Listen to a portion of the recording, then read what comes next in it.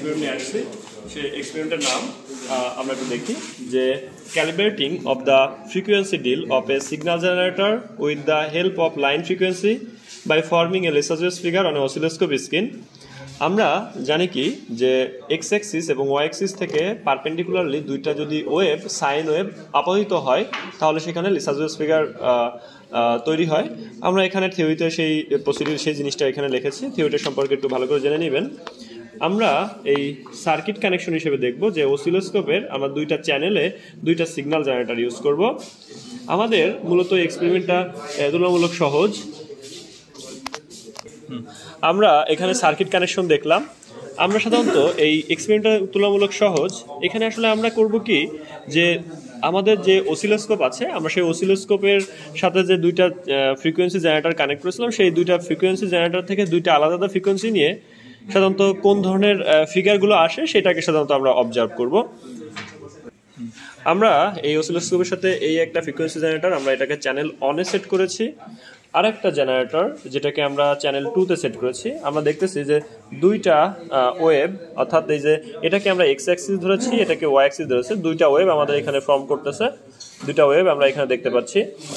আমরা একটু পজিশনগুলো একটু ঠিক করে নিই। পজিশন আমরা দেখতে দুইটা ওয়েভই এখানে শো করতেছে। আমরা এই দুইটা ওয়েভকে পারপেন্ডিকুলারি আনার জন্য আমাদের যে এখানে যে হরাইজন্টাল যে টাইম পার ডিভিশন যে নবটা আছে সেই টাইম পার ডিভিশন নবটাকে আমরা এই এক্স ওয়াই প্লেনে নিয়ে আসছি।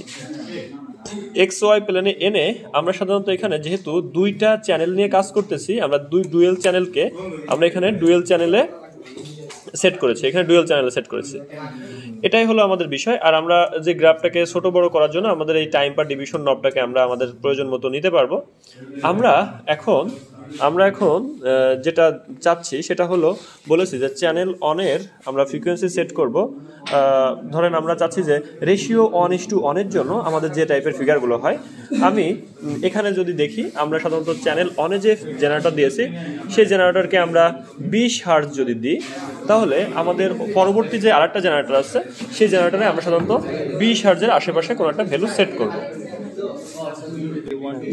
আমরা এখানে সেট করেছি যে রেঞ্জ অন, অর্থাৎ এক গুণিতক হারে ফ্রিকোয়েন্সিটা বাড়বে। সেই ফ্রিকোয়েন্সিটা আমরা এখানে 20 হার্জ সেট করেছি।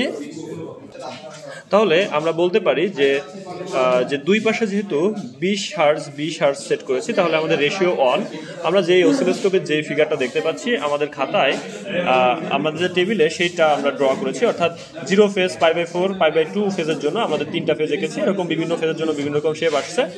আমরা আর একটু দেখি যে ফ্রিকোয়েন্সি যদি আমরা এখানে বাড়িয়ে দিই, এখানে যদি আমি বাড়াইতে পারি,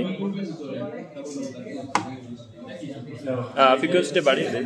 আমরা চ্যানেল অনে 40 হার্জ ফ্রিকোয়েন্সি সেট করেছি, আর চ্যানেল 2-তে আমরা 80 হার্জ ফ্রিকোয়েন্সি এখানে সেট করেছি। আমরা দেখব এখন কি ধরনের ফিগার হয়। তাহলে আমরা বলতে পারি এটা আসলে 1:2 রেশিও। এই 1:2 রেশিওর জন্য আমাদের যে ফিগারটা হয়েছে আমরা সাধারণত সেই ফিগারটা নোট ডাউন করব।